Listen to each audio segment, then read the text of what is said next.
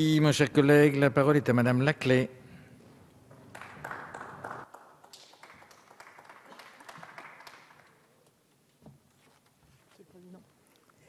Monsieur le Président, Madame la Ministre, Monsieur le Ministre, Messieurs les rapporteurs, chers collègues, ce texte revient devant nous pour la dernière lecture et après un débat qui a été constructif, même si l'opposition de l'Assemblée nationale essaye, comme on le voit depuis le début de cette dernière discussion, de faire croire le contraire.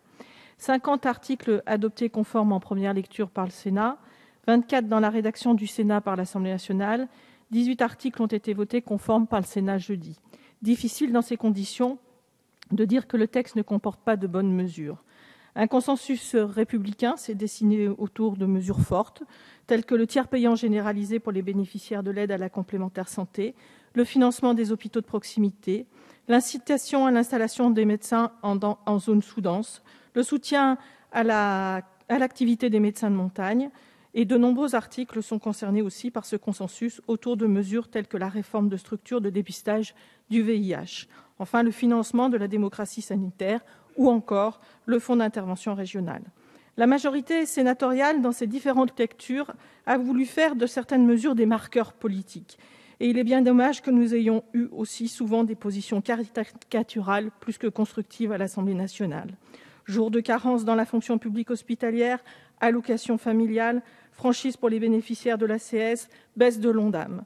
Dans sa dernière lecture, le Sénat a réintroduit l'article 8 bis A, inséré en première lecture, afin d'aligner les allègements de cotisations dont bénéficie le secteur de l'aide à domicile sur les allègements généraux, et réécrit l'article 8 ter, réintroduit les articles 56, permettant le relèvement de l'âge légal de départ à la retraite à 64 ans en 2024, ou encore supprimer l'article sur la modulation des allocations familiales en fonction des revenus.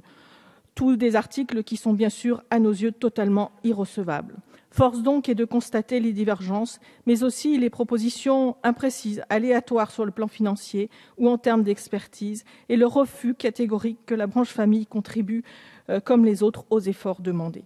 Dans ces conditions, notre groupe souligne qu'il accompagnera le cap clair qui a été défini par le gouvernement, responsabilité et non austérité, une réforme juste bâtie sur la maîtrise des dépenses pour toutes les branches, recherche d'une plus grande justice sociale, rétablissement de nos comptes sociaux pour préserver dans la durée notre modèle social. Parmi les mesures positives, aucune baisse de remboursement, aucune mesure d'augmentation des prélèvements, ni sur les usagers, ni sur les salariés, ni sur les entreprises. Fléchage des produits de la contribution additionnelle pour le financement de l'autonomie, renforcement des mesures de lutte contre la fraude, maîtrise des dépenses des branches.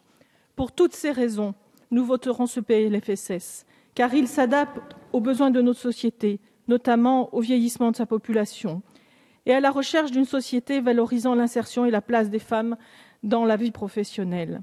Car il recherche la maîtrise des comptes sociaux avec des mesures nouvelles, notamment sur les médicaments.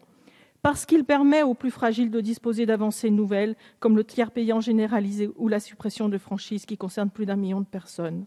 Parce qu'il anticipe la loi de santé publique sur certains aspects. Enfin, parce que vous avez ouvert des portes pour faire encore progresser certaines thématiques dans la durée, avec des réflexions qui doivent mûrir et pour lesquelles nous vous disons notre disponibilité, lutte contre le tabagisme, emploi à domicile pour les moins de 70 ans. Voilà toutes les raisons pour lesquelles, Madame la Ministre, Monsieur le Ministre, notre groupe vous accompagnera dans ce PLFSS en vous remerciant de l'écoute et de la disponibilité qui aura été la vôtre dans les amendements que nous avons proposés. Merci.